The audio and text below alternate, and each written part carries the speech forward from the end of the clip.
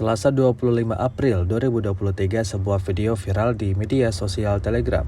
Sebuah video khusus untuk Mil Chronicles yang direkam oleh seorang pejuang dari Batalion Crimea dengan tanda panggilan hijau. AGS-17 Rusia menyerang posisi angkatan bersenjata Ukraina pada malam hari. Pada awal rekaman, terlihat sekelompok militan Ukraina lari kocar-kacir mencari tempat pelindungan yang aman.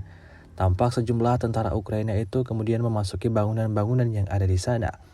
Mengetahui hal tersebut, militer Rusia tanpa ragu menyerang tiap bangunan yang menjadi tempat persembunyian militan Ukraina. Hasilnya seperti yang tampak dalam rekaman, ledakan berkali-kali terjadi dan membuat tempat pelindungan tentara Ukraina rata dengan tanah.